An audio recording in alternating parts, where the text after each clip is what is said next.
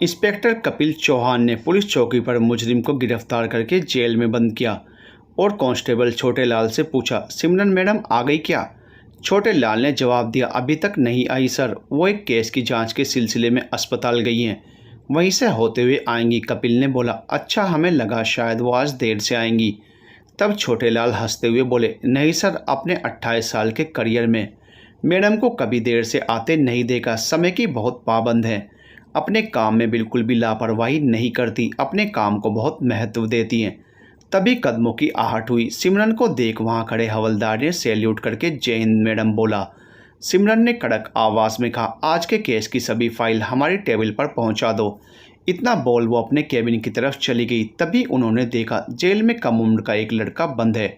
शक्ल से किसी अच्छे घर का लग रहा था। उसे देख सिमरन ने पूछा, क्या हुआ, क्या किया इसने? तब छोटे लाल ने फाइल आगे बढ़ाते हुए कहा, मैडम, इसने अपने साथ पढ़ने वाले एक लड़के पर चाकू से जानलेवा हमला किया है।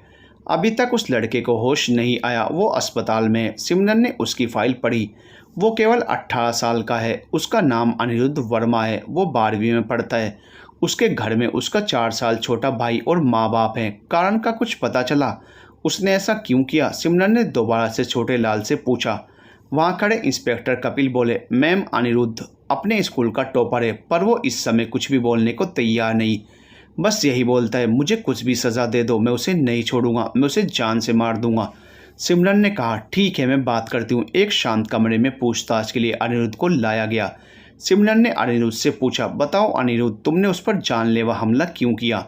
अनिरुद्ध बोला, आपको जो सज़ा देनी है दे दो। हाँ, मैंने ही मारा है उसे। इंस्पेक्टर कपिल बोला, मैम, इसे तो मेरे हवाले कर दो। इसे जब मेरे हाथ की खुराक मिलेगी तो सारी वजह बताएगा। सिमरन बोली, रहने दो, अभी इसे जेल में ही रखो, कल देखते हैं उस लड़के कुलदीप को होश आता है या नहीं। अगले दिन कुलदीप को होश आ गया। कुलदीप के स्टेटमेंट के दौरान पता चला अनिरुद्ध अपने साथ पढ़ने वाली लड़की आरोही से प्यार करता है, जो उसकी बचपन की दोस्त है। जब उसे पता लगा कि कुलदीप और आरोही आपस में प्यार करते हैं तो उसे लगा कुलदीप आरोही को उससे छीन रहा है।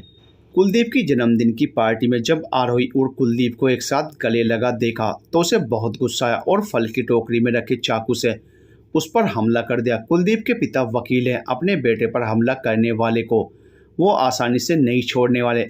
जब सिमरन अनिरुद्ध के माता और पिता से मिली तो उसे उन पर बहुत तरस आया। वो मध्यम वर्ग के बहुत ही सज्जन लोग थे। वह सिमरन से अपने बेटे को बचाने के लिए बोल रहे थे। उन्होंने बताया कि उनके बेटा ऐसा नहीं था, वह हमेशा अपनी पढ़ाई पर ध्यान देता था। कुछ दिनों से पता नहीं उसे क्या हो गया, एक दिन उसने आत्महत्या करने की भी कोशिश की थी। ये सब सुनकर सिमरन ने एक बार अनिरुद्ध से बात करने की सोची। उसने अनिरुद्ध को बाल सुधार गृह भेजा और वहीं उसे समझाने का सोचा। सिमरन अक्सर अपनी छुट्टी वाले दिनों में बाल सुधार गृह जाती थी। सिमरन सभी बच्चों के साथ अनिरुद्ध से मिली। सभी बच्चों के साथ अनिरुद्ध बिल्कुल शांत बैठा हुआ था, किसी से कुछ नहीं बोल रहा था। सिमरन ने उसे अलग कमरे में बिठाया और बात करनी शुरू की। उसने अनिरुद्ध से पूछा, तुम आरोही से कितना प्यार करते हो? आरोही का नाम सुनकर अनिरुद्ध चौंक गया। वह हैरानी से सिमरन की तरफ देखने लगा। जिसे तुम प्यार करते हो उसके ही प्यार को उससे छीन रहे हो। अनिरुद्ध गुस्से में बोला, आरोही सिर्फ मेरी है, मैं उसे किसी और की नहीं होने दूंगा।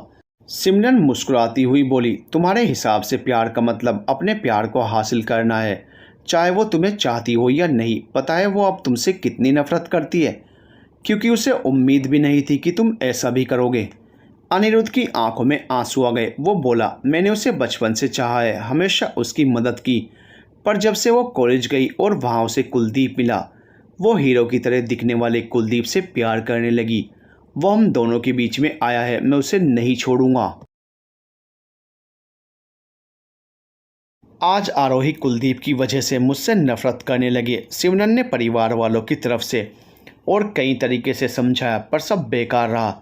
सिमरन ने आरोही से बात की और अनिरुद्ध को समझाने के लिए बोला। आरोही अनिरुद्ध की बचपन की दोस्त थी और अनिरुद्ध को अपना बहुत अच्छा दोस्त मानती थी। आरोही के घर वाले नहीं चाहते थे आरोही अनिरुद्ध से मिले, पर आरोही ने बोला, वो मेरा दोस्त है, अगर मेरे बात करने से उसकी सोच बदल जाएगी तो मैं ज़रूर बात करूंगी। सिमरन के कहने से वो उसकी बात मान गई। अगले दिन आरोही अनिरुद्ध से मिलने गई। अनिरुद्ध और कम उम्र के सभी कैदियों को एक अलग कमरे में पुलिस की निगरानी में रखा गया था। आरोही को देख अनिरुद्ध चौंक गया। वो बड़बड़ाने लगा, आरोही तुम आ गई, मुझे यकीन था तुम भी मुझसे प्यार करती हो, तुम ज़रूर आओगी। आरोही के चेहरे पर उदासी थी, उसकी हिम्मत नहीं हो रही थी अनिरुद्ध को बताने की कि वो कुलदीप से प्यार करती है, ना कि अनिरुद्ध से। आरोही ने बोला, देखो अनिरुद्ध, तुम मेरे सबसे अच्छे दोस्त हो और हमेशा रहोगे, पर मैंने कभी तुम्हें दोस्त के अलावा किसी और नज़र से नहीं देखा। जो प्यार का एहसास मुझे कुलदीप के साथ हुआ वो तुम्हारे साथ कभी हुआ ही नहीं। कुलदीप और तुम दोनों ही मेरे लिए महत्वपूर्ण हो। तुमने कभी भी मुझे अपना दोस्त माना है, कभी प्यार किया है तो कुलदीप को मारने का ख्याल मन से निकाल दो।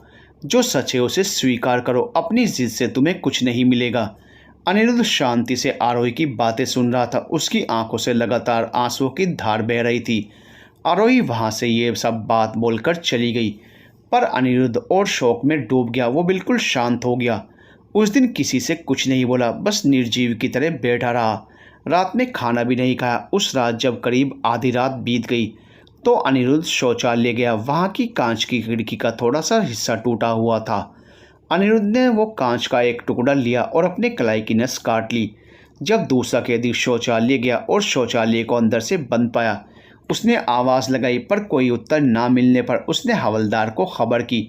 सबने मिलकर दरवाज़ा तोड़ा और अनिरुद्ध को बेहोश पड़े देखा। जल्दी से एम्बुलेंस बुलाकर अस्पताल में भर्ती करके सिमरन और अनिरुद्ध के घरवालों को खबर की। सभी लोग अस्पताल में पहुंचे। सिमरन वहां के हवलदार को डांटते हुए बोली, तुम सब कहाँ सो गए थे जो ऐसी घटना हो गई। हवलदार ने माफ़ी मांगते हुए सारी बात बताई। पूरी रात अनिरुद्ध को बचाने के लिए डॉक्टर लगे रहे। आरोही को जब खबर मिली वो भी अस्पताल में आ गई। सुबह डॉक्टर ने जब बताया अनिरुद्ध खतरे से बाहर है, तब सबको सुकून मिला। परिवार वालों और आरोही के मिलने के बाद सिमरन अनिरुद्ध से मिलने गई। वो अनिरुद्ध को देखकर बोली, तुम इतने छोटे बच्चे सर पर प्यार का भूत सवार करके कुछ भी कर देते हो और अपने आप को आशिक बताते हो। अनिरुद्ध बोला, आप नहीं समझोगी प्यार को, आपने तो शायद कभी प्यार किया भी नहीं होगा। अनिरुद्ध की बात पर सिमरन मुस्कुराई और बोली, आपको यहाँ एक हफ्ते रुकना है और आज रविवार है, हमारी छुट्टी का दिन, तो हम आपको एक कहानी सुनाते हैं। अनिरुद्ध का मन तो नहीं था कुछ भी सुनने का, पर इतनी सख्त इंस्पेक्टर कोई कहानी सुनाए तो दिलचस्पी तो हो ही जाती है। सिमरन ने एक गहरी सांस ली और कहानी सुनाना शुरू किया।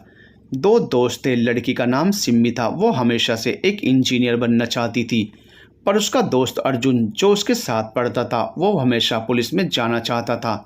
सिम्मी अपने दोस्त अर्जुन को इतना चाहती थी कि उसके साथ पढ़ने और रहने के लिए उसने वही विषय लिए जो अर्जुन लेता। वो कोई भी ऐसा मौका जाने नहीं देती जिससे वो ज़्यादा से ज़्यादा अर्जुन के पास रह सके।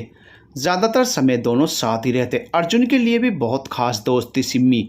उन दोनों की अपनी अलग दुनिया थी, उन्हें किसी और की ज़रूरत महसूस नहीं होती थी। स्कूल ख़त्म हुआ, कॉलेज शुरू हुआ, दोनों ने एक ही कॉलेज में प्रवेश लिया।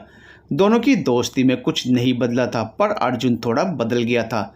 अर्जुन के पीछे बहुत सी लड़कियां पड़ी रहती। अर्जुन को भी ये अच्छा लगता था, पर सिम्मी को यह बिल्कुल भी पसंद नहीं था। वो बहुत गुस्सा हुआ करती अर्जुन के बदले स्वभाव से। सिम्मी और अर्जुन के बीच गहरी दोस्ती थी, पर प्यार था या नहीं ये उस समय दोनों को नहीं पता था।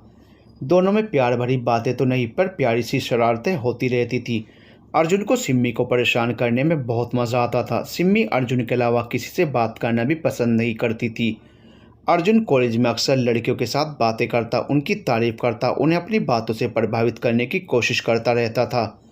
वो सिम्मी से लड़कियों के मोबाइल नंबर लाने को बोलता था। सिम्मी को ये सब देखकर बहुत जलन होती थी। जब तक सिम्मी अर्जुन के साथ रहती वो उसे किसी और लड़की से बात भी नहीं करने देती थी। और जिस दिन अर्जुन कॉलेज नहीं जाता था सिम्मी भी नहीं जाती थी। सिम्मी से दोस्ती करने के लिए कई लड़कों ने हाथ बढ़ाया, पर सिम्मी को अर्जुन के अलावा ना तो किसी लड़की से दोस्ती रखनी थी, ना ही किसी लड़के से। अगर अर्जुन की तबीयत थोड़ी भी ख़राब हो जाती तो सिम्मी बिल्कुल बेचैन हो जाती। वो अर्जुन के घर उसे मिलने जाती। कॉलेज में एक बार सिम्मी, अर्जुन और कुछ दोस्त कैंटीन में बैठे हुए थे। पास के टेबल पर एक लड़की बैठी थी, सादगी में भी बहुत खूबसूरत लग रही थी। थोड़ी देर में कॉलेज के कुछ आवारा लड़के वहां आए और उस लड़की को घूरते हुए उनमें से उन लड़कों का लीडर बंटी अप्रत्यक्ष रूप से कमेंट करने लगा। वो लड़की अपनी किताब में नजर गड़ाए उन सब की बातों को अनदेखा कर रही थी। अर्जुन उन्हें डांटने के लिए उठा तो सिम्मी ने हाथ पकड़कर रोकते हुए कहा, वो सीनियर हैं और बहुत बुरे भी, उनसे मत उलझो। तभी वो लड़की वहाँ से जाने लगी। वो लड़के उसका रास्ता रोककर खड़े हो गए। बंटी ने उस लड़की से कहा, हम तुम्हारे सीनियर हैं, जब तक हम जाने को ना बोलें यहीं खड़ी रहो। बंटी ने उस लड़की के हाथ से किताब लेकर देखते हुए बोला, ओ तो तुम वकालत पढ़ रही हो, नाम क्या है तुम्हारा? प्रियंका, उस लड़की ने दबी आवाज़ में कहा। बंटी ने कहा, चलो तो एक गेम खेलते हैं, हम तुम्हारा दुपट्टा एक लड़के को देंगे, तुम्हें उससे बिना बोले अपना दुपट्टा मांगना है। ये सुनकर प्रियंका चौंक गई। उसने अपना दुपट्टा कसकर पकड़ लिया। बंटी ने जैसे ही उसका दुपट्टा छुआ, प्रियंका ने बंटी के मुंह पर जोर का थप्पड़ मार दिया। ये देख वहां पर मौजूद सभी लोग हैरान रह गए। बंटी तिलमिला उठा। उसने ज़ोर से चिल्लाते हुए प्रियंका को मारने के लिए हाथ उठाया। तभी अर्जुन ने उसका हाथ रोकते हुए उसे पीछे धक्का दे दिया। बंटी बोला, तू मुझे जानता नहीं है मैं क्या कर सकता हूँ। तब प्रियंका चिल्लाते हुए बोली, तुम्हें नहीं पता हम क्या कर सकते हैं? थोड़ी ही देर में प्रियंका ने कई धाराएं बता दी जिसके तहत वो बंटी पर केस कर सकती थी। बंटी ने कुछ नहीं कहा और गाल मलते हुए वहाँ से चला गया। अर्जुन प्रियंका से बात करना चाहता था पर वो बिना कुछ बोले वहाँ से चली गई। सिम्मी बोली, क्या हुआ? पहली बार लड़की ने भाव नहीं दिया तो बुरा लग रहा है? अर्जुन मुंह बनाते हुए बोला, ओ हेलो, वो मेरे टाइप की नहीं है, मुझे कोई दिलचस्पी नहीं उससे बात करने में। अगले दिन कॉलेज में अर्जुन और सिम्मी पहुंचे तो अर्जुन ने क्लास में जाने से मना करते हुए सिम्मी से कहा, तुम चलो मैं थोड़ी देर में आता हूँ। सिम्मी क्लास में चली गई। अर्जुन एलएलबी विभाग में जाकर सभी क्लास में झांक झांक कर प्रियंका को खोज रहा था। तभी एक क्लास के तीसरी लाइन में अर्जुन की नज़र ठहर गई। वहाँ प्रियंका बैठी थी। तब तक प्रोफेसर क्लास में नहीं आए थे। अर्जुन क्लास में ऐसी जगह जाकर बैठ गया जहाँ से प्रियंका दिख सके। थोड़ी देर बाद प्रोफेसर आए और लेक्चर शुरू किया। अर्जुन प्रियंका को ही देख रहा था। प्रोफेसर ने अर्जुन को खड़े होने को बोला। अर्जुन ने कुछ सुना ही नहीं, वो प्रियंका के ख्यालों में खोया हुआ था। क्लास के सभी विद्यार्थी अर्जुन को देखने लगे। प्रियंका देखते ही पहचान गई। अर्जुन के पास बैठे एक लड़के ने अर्जुन को जोर से हिलाया। अर्जुन हड़बड़ा गया। प्रोफेसर ने अर्जुन से कुछ सवाल पूछे।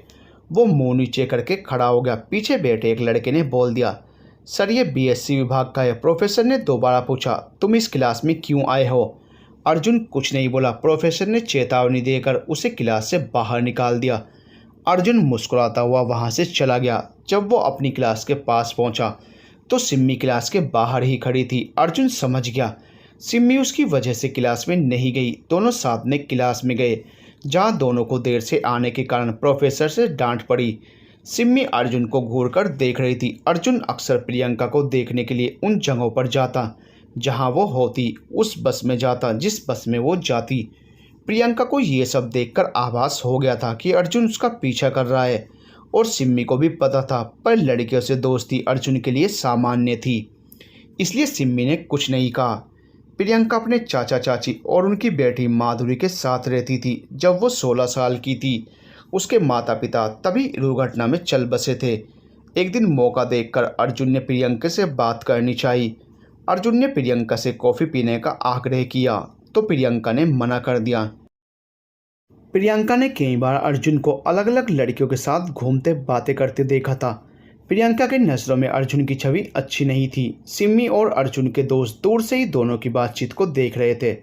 जब प्रियंका वहाँ से चली गई तो उन्होंने अर्जुन का मजाक बनाते हुए कहा, अर्जुन हर लड़की एक जैसी नहीं होती। अर्जुन बोला, ऐसा कुछ नहीं है, बस मैं उसे पूछ रहा था। बंटी ने दोबारा परेशान तो नहीं किया? सिम्मी बोली, मैं तुम्हारे बचपन की दोस्त हूँ, मुझे सब पता है। अर्जुन प्रियंका को पसंद करने लगा था। बंटी अपने थप्पड़ का बदला लेने के लिए कई चालें चलता था पर अर्जुन उसकी हर चाल को नाकामयाब कर देता। अर्जुन कई बार प्रियंका की मदद करता पर प्रियंका धन्यवाद भी नहीं करती। अर्जुन के बार बार मदद करने से प्रियंका के मन में अर्जुन के प्रति सम्मान पैदा हो रहा था। कॉलेज के वार्षिक कार्यक्रम के दौरान रोमियो जूलियट का नाटक में अर्जुन रोमियो बना और अपने सर से बोलकर प्रियंका को जूलियट के लिए सहमत कर लिया। प्रियंका बहुत मुश्किल से सर के कहने से सहमत हुई थी। अभ्यास के दौरान दोनों की बढ़ती नज़दीकियाँ देख सिम्मी अंदर ही अंदर टूट रही थी, क्योंकि उसे एहसास होना शुरू हो गया था वो अर्जुन से प्यार करती है, इसलिए उसे किसी और का होते हुए देख सिम्मी को बर्दाश्त नहीं हो रहा था। कॉलेज के लॉन में अर्जुन और सिम्मी साथ में किताबें लिए किसी विषय पर बहस कर रहे थे। तभी प्रियंका वहां आ गई। अर्जुन प्रियंका को देख अपने बाल ठीक करने लगा। अर्जुन के मुंह से आवाज़ निकली, तुम यहाँ? प्रियंका हल्की मुस्कान के साथ बोली, हाँ, आपने जो भी हमारी मदद की उसके लिए दिल से धन्यवाद। सिम्मी बिना कुछ बोले एक बार प्रियंका को और एक बार अर्जुन को देख रही थी। अर्जुन प्रियंका की बातों का जवाब देते हुए बोला, नहीं, इसमें धन्यवाद देने जैसी कोई बात नहीं थी। हाँ, अगर साथ एक कप कॉफ़ी हो जाए तो। अर्जुन अपनी कही हुई लाइन अधूरा छोड़ते हुए उम्मीद से प्रियंका की तरफ देखने लगा। प्रियंका थोड़ा सोच के बाद बोली, हमारा लेक्चर अभी फ्री है, आपको भी यहाँ देखकर लग रहा है क्लास नहीं है तो कैंटीन चलें कॉफ़ी पीने। ये सुनकर अर्जुन के चेहरे पर चमक आ गई। वो बोला, मैं तो बिल्कुल फ्री हूँ, चलो चलते हैं। सिम्मी बोली, हाँ हाँ चलते हैं चलो। तभी अर्जुन प्रियंका के पीछे से इशारे में साथ चलने को मना करते हुए बोला, नहीं, सिम्मी को तो नोट्स बनाने हैं, वो हमारे साथ कैसे जा सकती है, उससे बहुत काम है। सिम्मी अर्जुन के व्यवहार से हैरत से बोली, नोट्स तो। अर्जुन सिम्मी के पास गया और हाँ, मैं भी तो वही कह रहा हूँ, तुम्हारे नोट्स नहीं बने हैं। उसने इशारे से सिम्मी को साथ जाने को मना करने को बोला। सिम्मी समझ गई और बोली, हाँ ठीक है, आप लोग जाएं। अर्जुन और प्रियंका जब वहाँ से चले गए तो सिम्मी को पहली बार बहुत दुख हुआ। अर्जुन उसका दोस्त था, इतनी बेरुखी की उसे उम्मीद नहीं थी। सिम्मी की आंखों से अर्जुन के लिए प्यार मोती बनकर छलक रहा था, पर इस बात का अर्जुन को ज़रा भी एहसास नहीं था कि वो अनजाने में सिम्मी का दिल दुखा रहा है। अर्जुन की जितनी नज़दीकियाँ प्रियंका से बढ़ रही थी, सिम्मी से वो उतना ही दूर होता जा रहा था। अब वो सिम्मी के साथ कम समय बिताता था। अगर वो सिम्मी के साथ होता, प्रियंका भी साथ ही होती थी। सिम्मी को लगता था अर्जुन उसके साथ होकर भी साथ नहीं है। सिम्मी समझ गई थी अर्जुन को अपना प्यार मिल गया है, अब वो प्रियंका के साथ खुश है। सिम्मी अब खुद को अर्जुन से दूर ही रखने लगी थी। हमेशा शरारत करने वाली सिम्मी शांत हो गई थी। अगले दिन सिम्मी का जन्मदिन था। सिम्मी उस दिन थोड़ा उदास थी, इसलिए वह कॉलेज नहीं गई। अर्जुन का फ़ोन आया तो अर्जुन ने कॉलेज न आने का कारण पूछा। सिम्मी ने बताया, तबीयत कुछ ठीक नहीं। अर्जुन उसे डांटते हुए बोला, तुमने मुझे बताया नहीं। सिम्मी बोली, तुम्हारे पास समय ही कहाँ था मेरी बात सुनने के लिए, फिर मैं तुम्हें परेशान नहीं करना चाह रही थी। अर्जुन ने कहा, ठीक है चलो, मैं तुमसे मिलने तुम्हारे घर आता हूँ। अर्जुन को इस तरीके से सिम्मी का जन्मदिन भूलना सिम्मी को बहुत ज़्यादा दुख दे रहा था। ऐसा कभी नहीं हुआ था जब अर्जुन सिम्मी का जन्मदिन भूला हो। वह हमेशा सिम्मी को सबसे पहले जन्मदिन की बधाई देता था। कॉलेज के बाद अर्जुन सिम्मी के घर गया और उसे बहुत खूबसूरत सी अंगूठी दिखाई। यह देखकर सिम्मी के चेहरे पर चमक आ गई। उसे लगा शायद अर्जुन को उसका जन्मदिन याद है। अर्जुन ने अंगूठी को दिखाते हुए पूछा, कैसी है? सिम्मी खुश होकर बोली, बहुत खूबसूरत है। अर्जुन सिम्मी को गले लगाकर बोला, मुझे पता था तुम्हें मेरी पसंद ज़रूर पसंद आएगी, बस प्रियंका को भी पसंद आ जाए।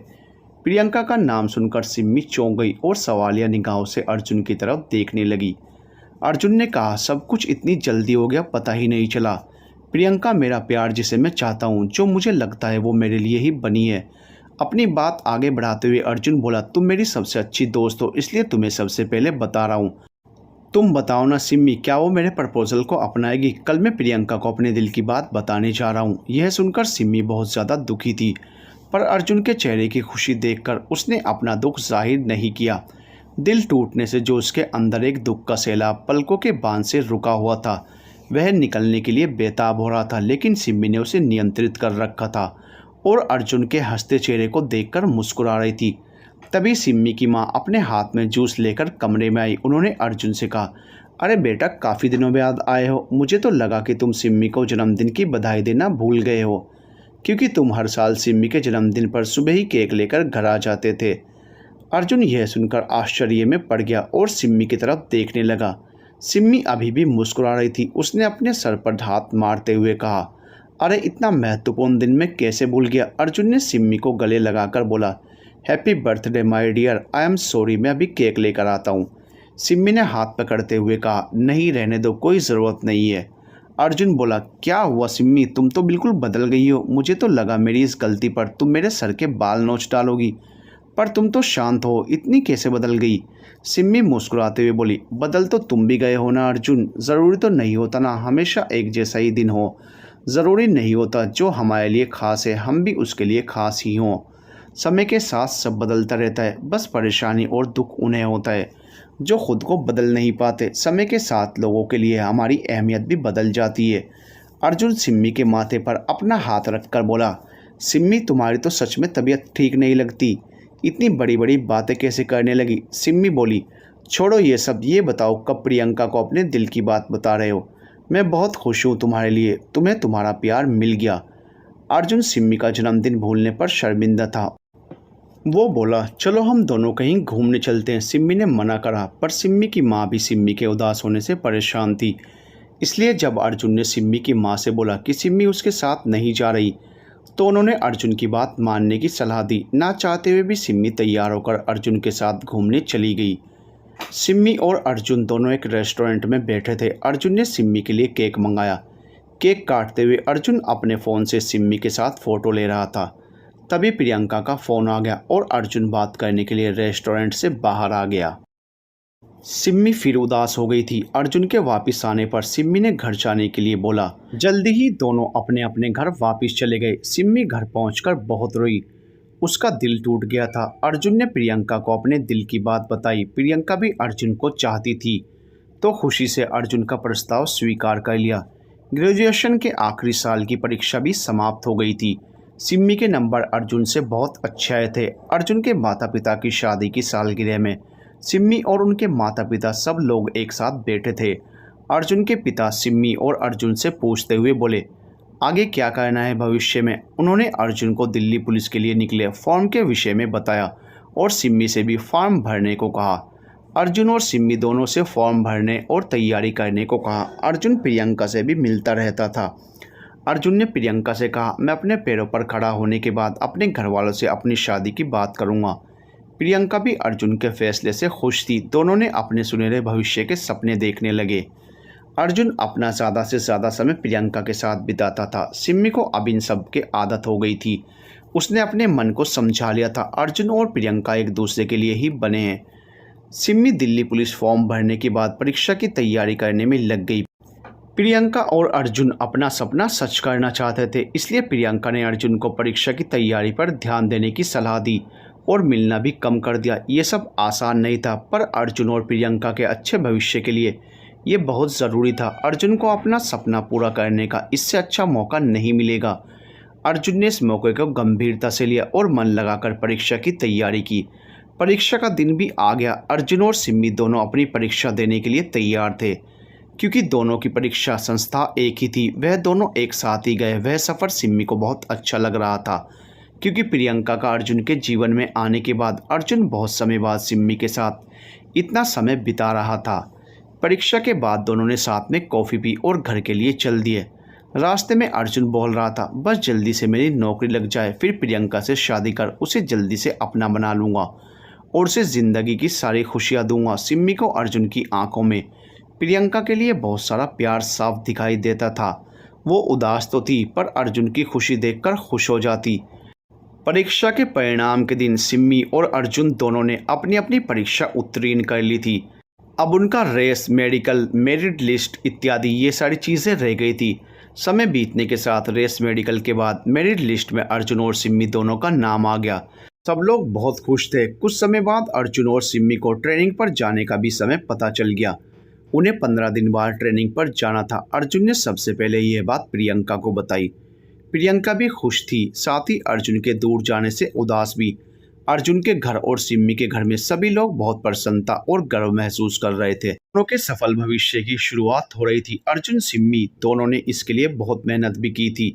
अर्जुन अक्सर प्रियंका से मिलने जाता था। अब केवल 2 दिन शेष रह गए थे ट्रेनिंग पर जाने के। अर्जुन बहुत खूबसूरत तोहफे के साथ प्रियंका से मिलने गया। प्रियंका रेस्टोरेंट के कांच के बड़े से दरवाजे के पास बैठी थी। उसने वहीं से अर्जुन को आते देखा। अर्जुन के सामने से आती हुई एक लड़की अर्जुन से टकरा गई और अर्जुन ने उसे संभालने के लिए बाहों में पकड़ा। प्रियंका को यह देखकर कुछ अजीब लग रहा था। वह लड़की अर्जुन से कुछ बात कर रही थी, जैसे दोनों में जान पहचान हो। उसके बाद अर्जुन रेस्टोरेंट में अंदर आया और वो लड़की भी वहाँ से चली गई और प्रियंका और अर्जुन एक दूसरे को देख मुस्कुरा रहे थे। अर्जुन ने प्रियंका को गले लगाया और दोनों एक दूसरे का हाथ पकड़कर बैठ गए। प्रियंका ने अर्जुन से पूछा, वो बाहर लड़की कौन थी? अर्जुन ने पूछा, कौन सी लड़की? प्रियंका ने अपनी बात दोबारा दोहराई, अभी बाहर जो तुमसे मिली थी। अर्जुन ने थोड़ा सोचते हुए कहा, अरे वो पता नहीं कौन थी, मुझसे टकरा गई थी, तो बस मैं उसे सहारा देकर गिरने से बचाने की कोशिश कर रहा था। प्रियंका ने बोला, ओ मुझे लगा जैसे वो तुम्हें जानती है। अर्जुन अपना कॉलर ऊपर करके अपने बालों में हाथ फेरता हुआ बोला, हैंडसम लोगों को कोई नहीं जानता होगा।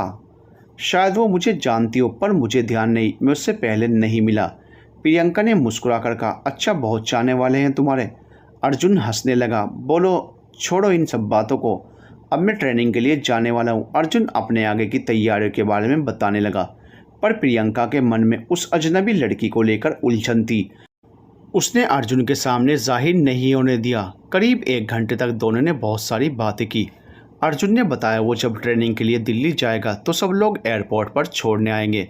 अगर तुम भी आओगे तो मुझे अच्छा लगेगा, अब ज़्यादा समय भी नहीं है। सिमी भी साथ ही जाएगी और वहाँ से सिमी और मैं अपने अपने सेंटर चले जाएंगे। थोड़ी देर बाद प्रियंका का फ़ोन बजा। प्रियंका ने फ़ोन पर बात करने के बाद बताया, चाची जी का फ़ोन है, उनकी तबीयत ठीक नहीं, उन्हें डॉक्टर के पास ले जाना है, मैं चलती हूँ। अर्जुन ने छोड़ने को बोला तो प्रियंका ने मना करते हुए कहा, नहीं चाची जी मुझे रास्ते में ही मिल जाएंगी, तुम रहने दो।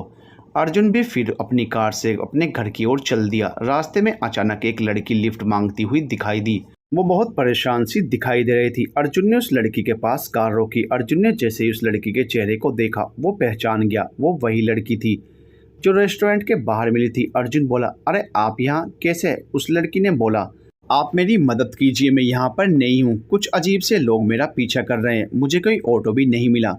अर्जुन ने उसे कार में बैठने को बोला और पानी की बोतल देते हुए पूछा, आप कौन हैं, आपको कहाँ जाना है?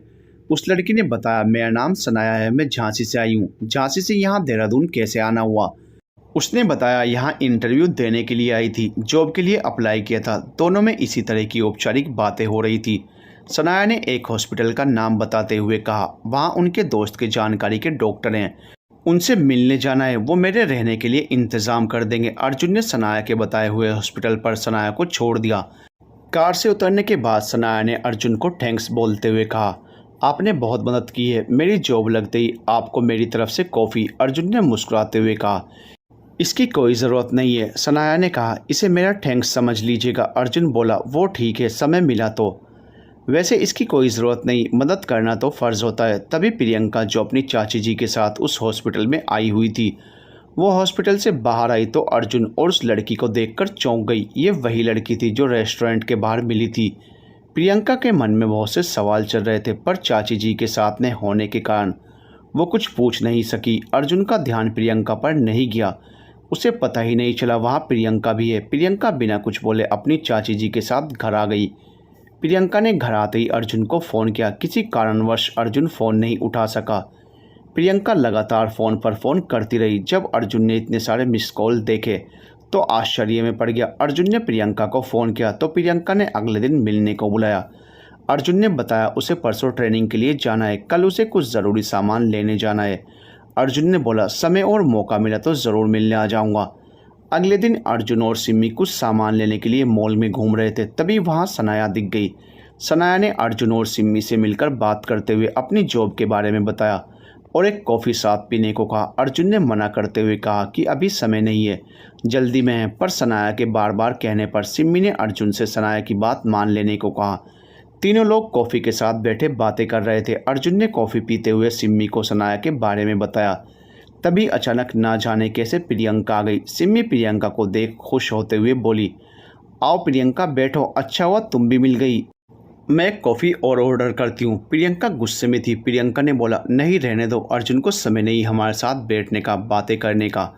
सिमी समझ गई थी दोनों में ज़रूर कुछ कहा सुनी हुई है। सिमी ने सनाया से कहा, सनाया यहाँ बहुत अच्छी परफ्यूम शॉप है, चलो मैं दिखाती हूँ। सिमी ने अर्जुन से इशारे में प्रियंका से बात करने को कहा। सिमी सनाया के जाने के बाद प्रियंका ने सारा गुस्सा एक ही बार में अर्जुन पर बरसा दिया। प्रियंका ने कहा, मुझसे बोला था तुमने, तुम नहीं जानते वो लड़की कौन है, अब नाम भी पता है, दोस्ती भी इतनी की साथ कॉफ़ी, हमसे मिलने का समय नहीं। अर्जुन ने प्रियंका को समझाया, ऐसा कुछ नहीं है, पर प्रियंका को गुस्से में कुछ नहीं दिख रहा था। वो बोले जा रही थी, अगर कुछ नहीं है तो मुझसे क्यों बोला, तुम नहीं जानते उस लड़की को, कॉलेज में तुम्हारी कितनी सारी दोस्त थी, मुझे लगा मुझसे मिलने के बाद तुम बदल गए हो, इस सब में सिम्मी भी तुम्हारा साथ दे रही है। अर्जुन ने बोला, मैंने बस तुमसे प्यार किया है, इसमें सिम्मी को कुछ मत कहो, जो कहना है मुझे कहो। बात इतनी बड़ी नहीं थी, पर उन दोनों की बहस ने बात को बहुत बड़ा बना दिया था।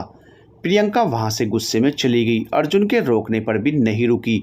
अर्जुन परेशान हो गया। उसने प्रियंका को बहुत बार फ़ोन किया, पर प्रियंका ने मोबाइल बंद कर दिया। अर्जुन सिम्मी के पास गया। सिम्मी सनाया आपस में सामान के बारे में बातें कर रही थी। अर्जुन ने सिम्मी से घर चलने को कहा। सिम्मी ने पूछा भी, क्या हुआ, प्रियंका कहाँ है? अर्जुन ने कहा, चलो सब रास्ते में बता दूंगा। दोनों सनाया से अलविदा कहकर घर के लिए निकल गए। अर्जुन ने रास्ते में सारी बात बताई। सिम्मी ने बोला, कल सुबह तो हमें दिल्ली के लिए जाना है, आज बात नहीं हुई तो फिर ना जाने कब मौका मिलेगा। ट्रेनिंग में घर वालों से ही बहुत कम बात करने को मिलती है। अर्जुन और सिम्मी दोनों प्रियंका को बारी बारी फ़ोन मिलाते रहे, पर स्विच ऑफ ही आ रहा था। अगले दिन सुबह सिम्मी और प्रियंका के घर वाले दोनों को एयरपोर्ट छोड़ने गए। अर्जुन अभी भी प्रियंका को फ़ोन लगा रहा था। उसे उम्मीद थी प्रियंका ज़रूर आएगी। सिम्मी अपने परिवार से गले लग उनका आशीर्वाद ले रही थी। अर्जुन बस मेन गेट पर नज़र डाले प्रियंका की राह देख रहा था। फ्लाइट का समय होने पर सिम्मी ने अर्जुन से कहा, चलो समय हो गया। अर्जुन बोला, वो आएगी। उस दिन अर्जुन की उम्मीद और दिल दोनों टूट गया। प्रियंका नहीं आई। सिम्मी और अर्जुन दोनों प्लेन से दिल्ली अपने सब इंस्पेक्टर की ट्रेनिंग के लिए चल दिए थे। अर्जुन को उसकी बिल्कुल भी उम्मीद नहीं थी। उसे प्रियंका पर बहुत भरोसा था।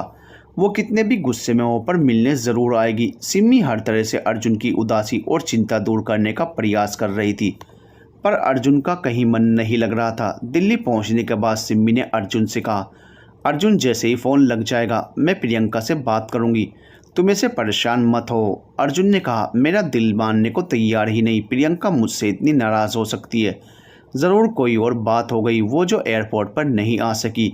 सिम्मी ने कहा, मैंने बोला ना सब ठीक हो जाएगा, चलो ट्रेनिंग सेंटर चलना है, अपना ध्यान रखना। अर्जुन और सिम्मी अपने अपने ट्रेनिंग सेंटर चले गए।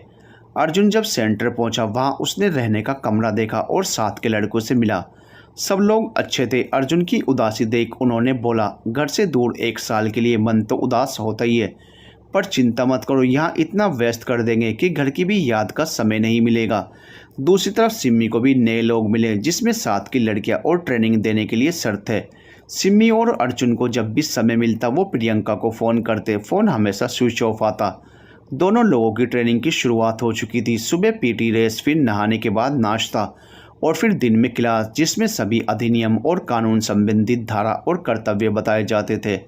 बंदूक चलाना, परेड, ऐसी बहुत सी संबंधित चीज़ों के साथ हर रविवार मनोरंजन के लिए कुछ न कुछ कार्यक्रम होता था। सिम्मी और अर्जुन दोनों अपनी ट्रेनिंग मन लगाकर कर रहे थे, पर अर्जुन का दिल प्रियंका को याद करता था। लगभग 1 महीना ऐसे ही बीत गया। अर्जुन ने अपने दोस्त को फ़ोन लगाकर प्रियंका के बारे में पता लगाने को कहा। उसे पता चला कि प्रियंका 2 हफ्ते पहले ही अपने पूरे परिवार के साथ देहरादून छोड़कर चली गई।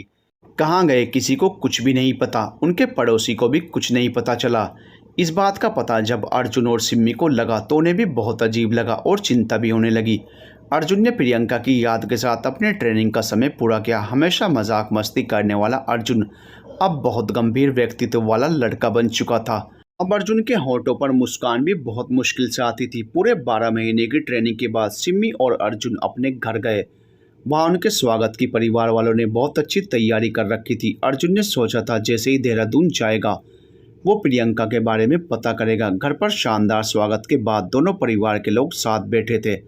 तभी अर्जुन के पापा ने अर्जुन और सिम्मी से बात करते हुए कहा, तुम दोनों बच्चे अब अपने पैरों पर खड़े हो, अपनी ज़िंदगी में सफलता के रास्ते पर हो, तो हम लोगों ने भी कुछ सोचा है तुम दोनों के लिए। अर्जुन और सिम्मी आश्चर्य से उन्हें देखने लगे। तब सिम्मी के पापा ने बोला, बेटा हम तुम दोनों की शादी के बारे में बात कर रहे हैं। ये सुन अर्जुन और सिम्मी दोनों चौंक गए। सिम्मी ने बोला, पापा आप ये क्या बोल रहे हैं, शादी? अर्जुन ने भी बोला, आपने कैसे सोच लिया, मुझे अभी शादी के बारे में सोचना भी नहीं। तब अर्जुन की माँ ने कहा, बेटा तुम दोनों बचपन से साथ हो, एक दूसरे को अच्छी तरह समझते हो, दोनों की नौकरी भी एक जैसी है, दोनों साथ में खुश रहोगे।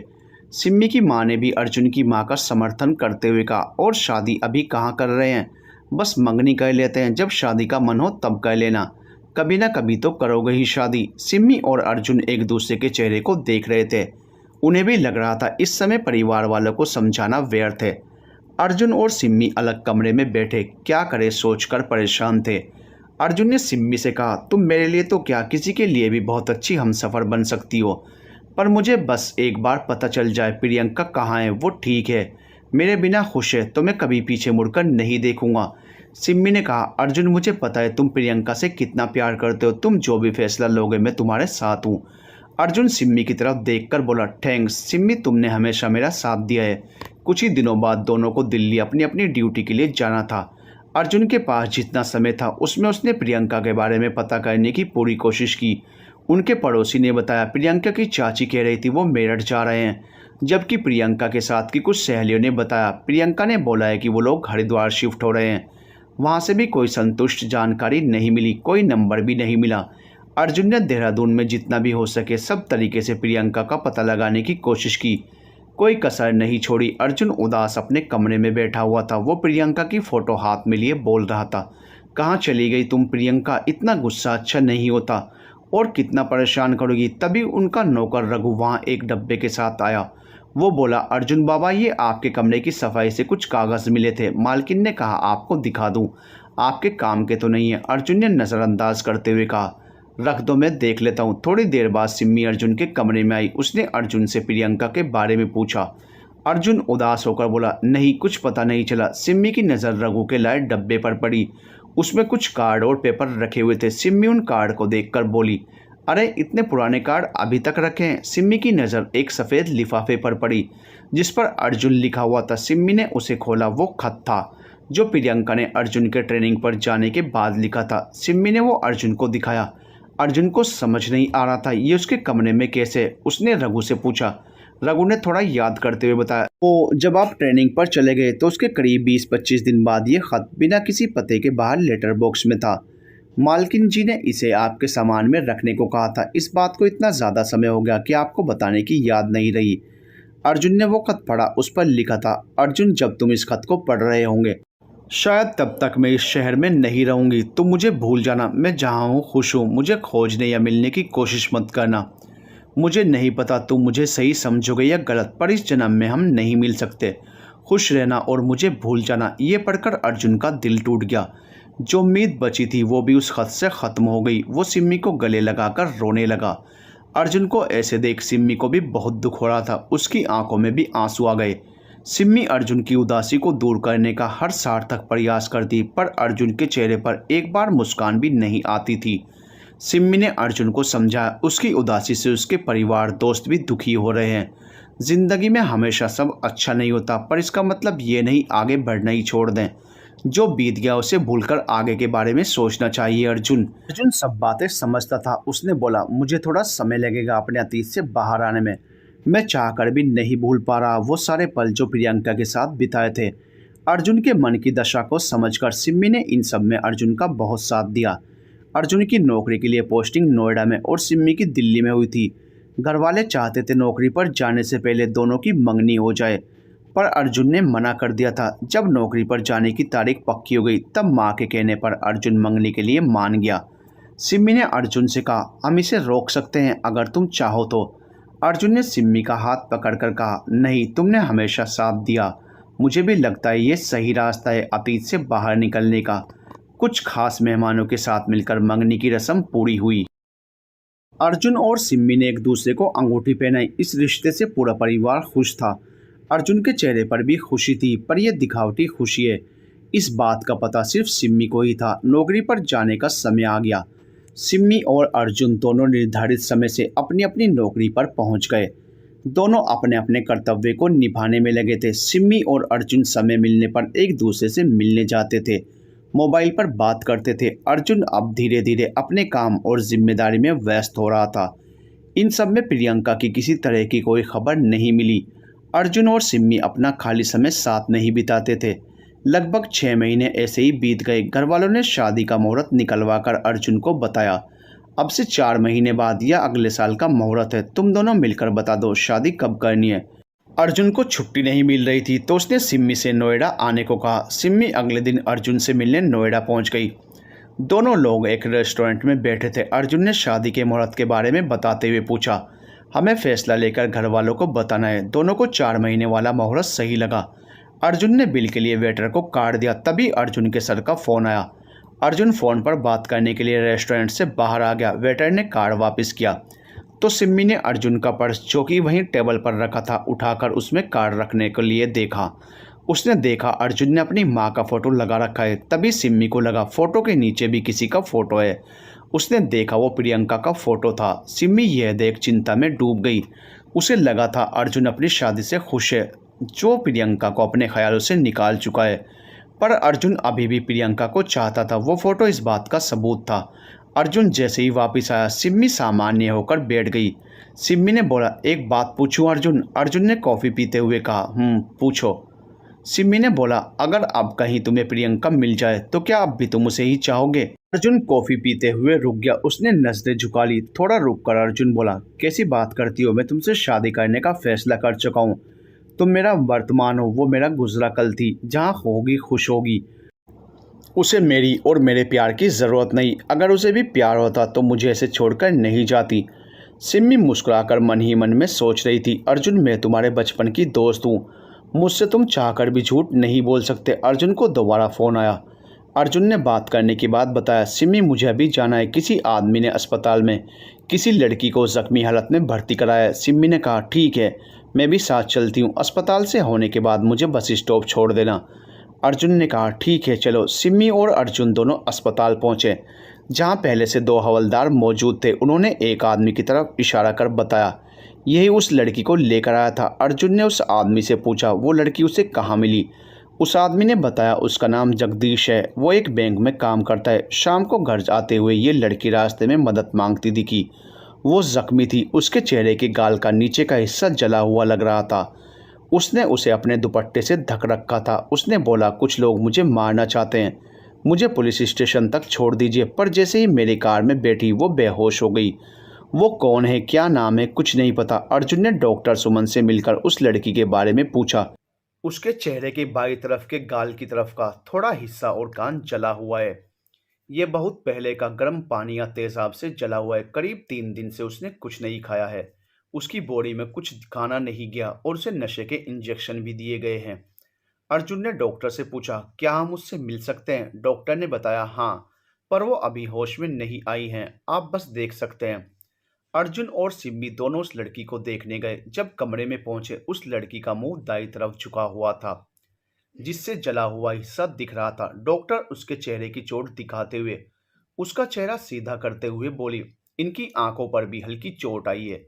जैसे ही डॉक्टर ने उस लड़की का चेहरा सीधा किया, अर्जुन और सिम्मी चौंक गए। अर्जुन के हाथ से फाइल छूट गई। उसकी आंखों के आगे अंधेरा छा गया। उसके मुंह से निकला, प्रियंका। उसकी आंखों से आंसू बहने लगे। सिम्मी की भी आंखें भर आई। अर्जुन प्रियंका का हाथ पकड़कर रोते हुए बोला, मैंने हर जगह तुम्हें खोजा, मैं कितना बुरा हूं, मेरे होते हुए तुम्हारे साथ ये सब कुछ हो गया। तुम्हें कितना दुख सहना पड़ा। सिम्मी ने अर्जुन को बोला, खुद को संभालो अर्जुन, प्रियंका के साथ जिसने भी ये किया है, हम उसे नहीं छोड़ेंगे। अर्जुन ने प्रियंका को इतने दिनों बाद देखा था, वो भी इस हालत में, जिसकी वजह से अर्जुन को बहुत दुख हो रहा था।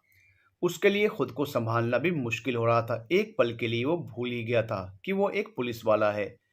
अर्जुन और सिम्मी दोनों प्रियंका के बारे में जानने के लिए उत्सुक थे, पर जो आदमी प्रियंका को अस्पताल में लेकर आया था, उससे बहुत कम जानकारी मिली। कोई भी उत्तर संतोषजनक नहीं था। अर्जुन के मन में प्रियंका की इस हालत के जिम्मेदार उस इंसान के लिए बहुत गुस्सा था और उसे सजा देने के लिए मन में एक ज्वाला सी उमड़ रही थी। जब तक प्रियंका ना बताए तब तक कुछ भी मालूम नहीं कर सकते थे।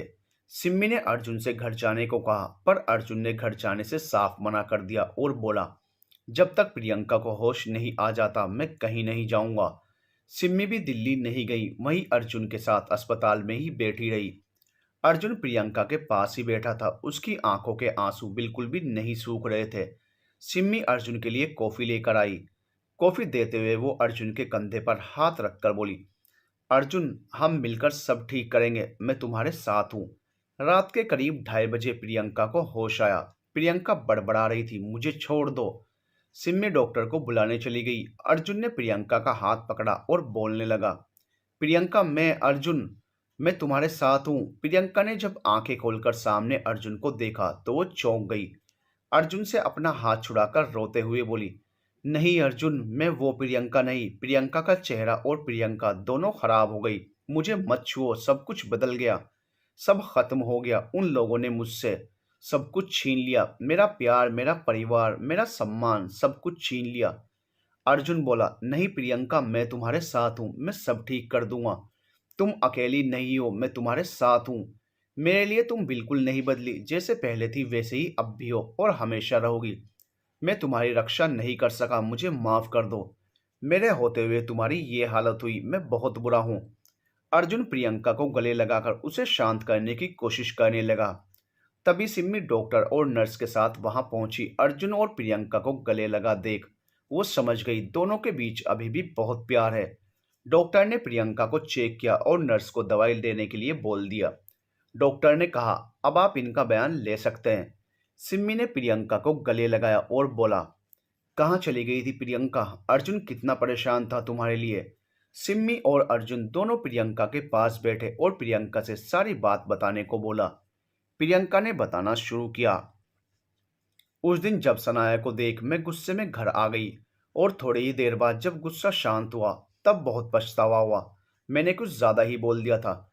मैंने सोचा अगले दिन एयरपोर्ट पर पहुंचकर तुम्हें सरप्राइज दूंगी।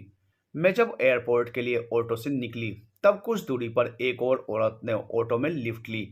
हम दोनों ऑटो में थे। बातों से पता चला वो वकील हैं।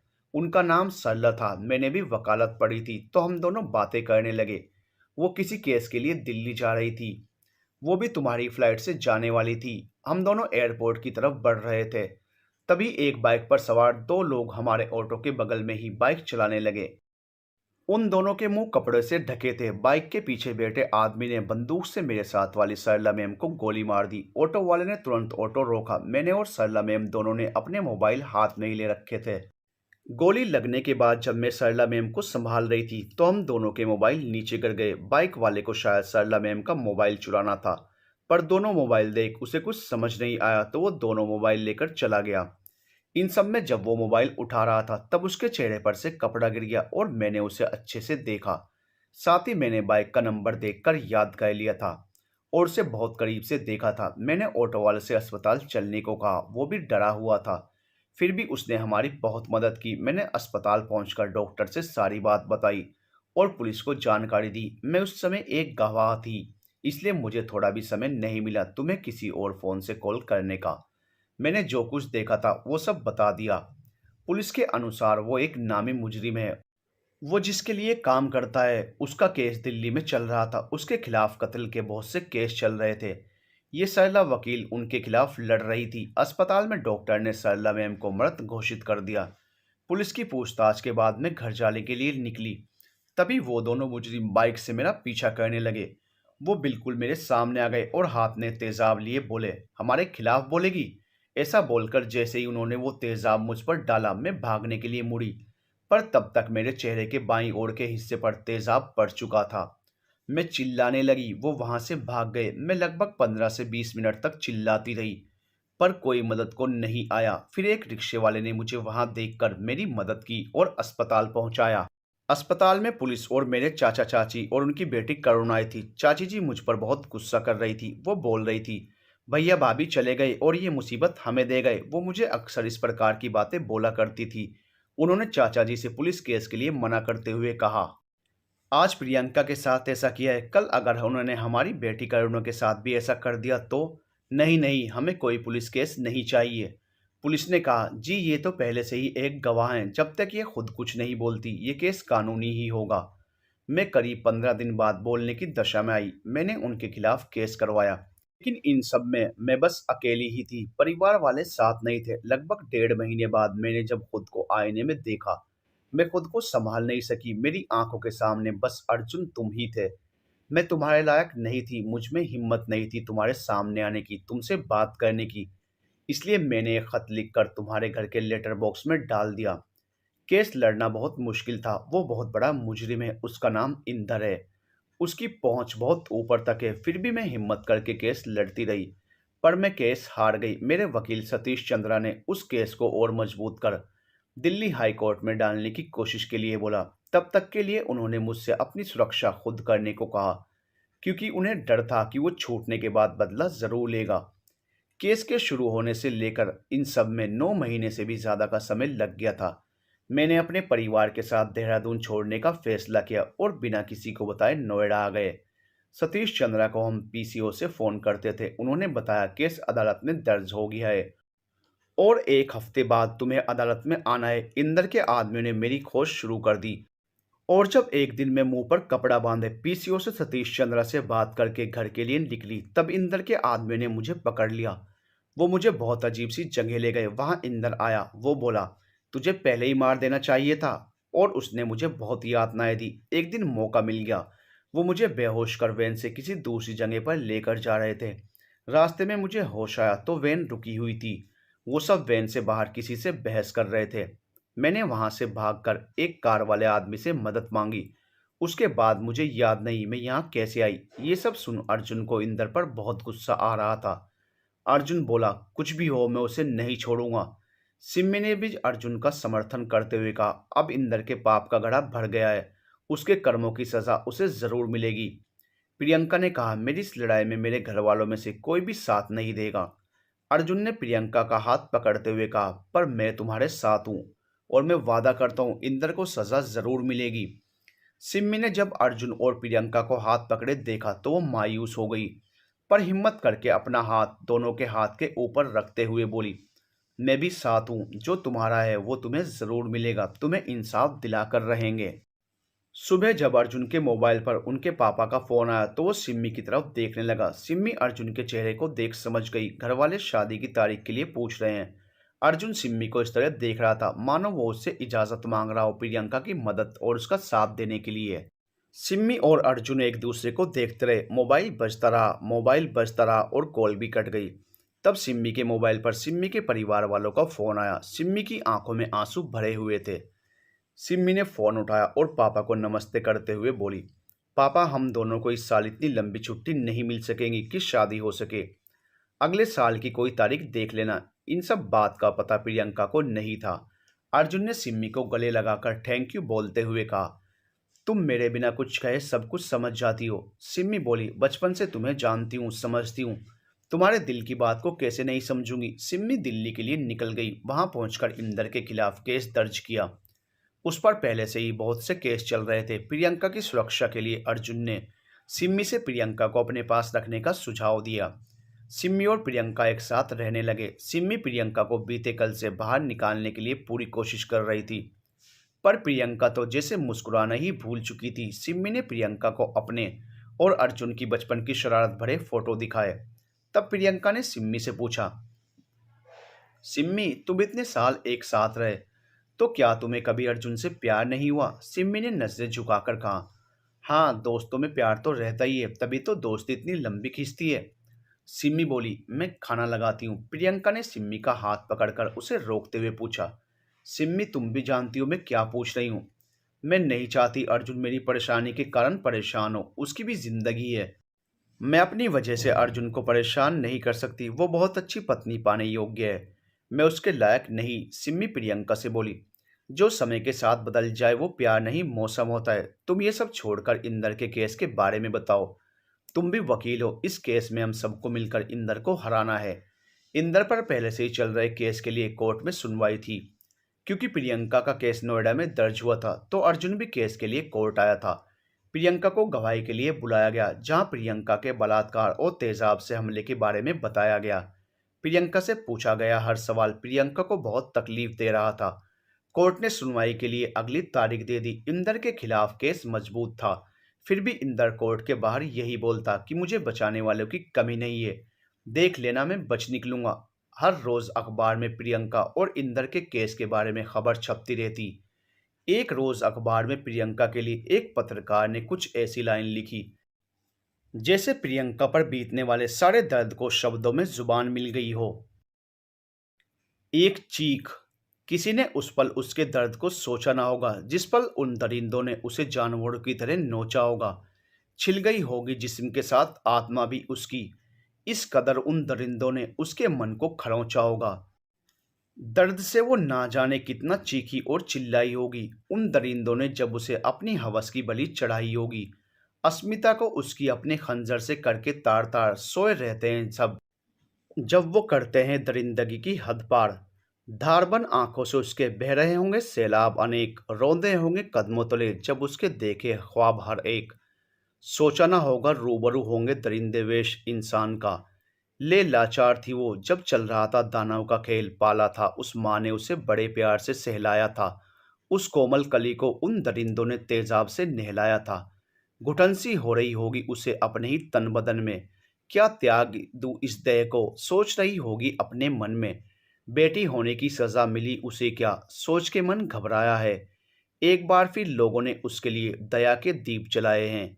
कांप गई है कलम मेरी भी, दर्द लिख ना सकूंगी।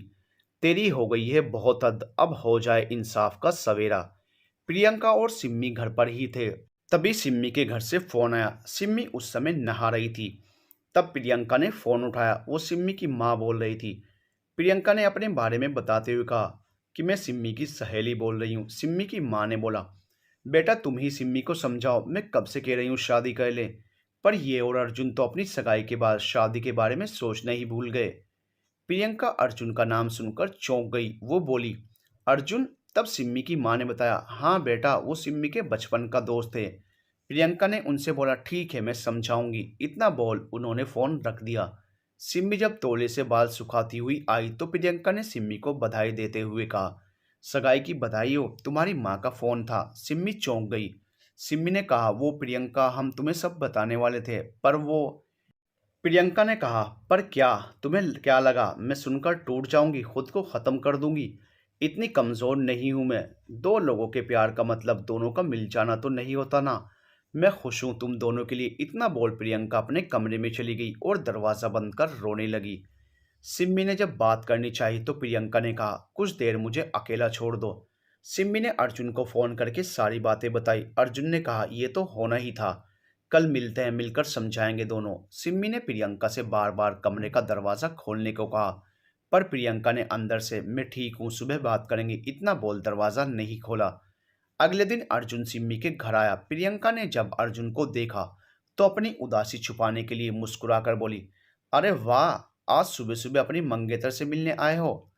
अब जल्दी से दोनों शादी कर लो। सगाई के बाद इतना समय लगाना ठीक नहीं। पहले तो मैं सजा दूंगी। ये खुशखबरी क्यों छुपाई मुझसे? सिम्मी और अर्जुन बस चुपचाप एक दूसरे को देख रहे थे। अर्जुन प्रियंका का हाथ पकड़कर उसे अलग कमरे में ले गया और अपने दोनों हाथों से उसका चेहरा ऊपर करके बोला, मुझे माफ कर दो प्रियंका, मैंने बस तुमसे ही प्यार किया। पर तुम्हारा खत मिलने के बाद मुझे लगा तुम मुझसे मिलना ही नहीं चाहती। सिम्मी ने मेरा बहुत साथ दिया है।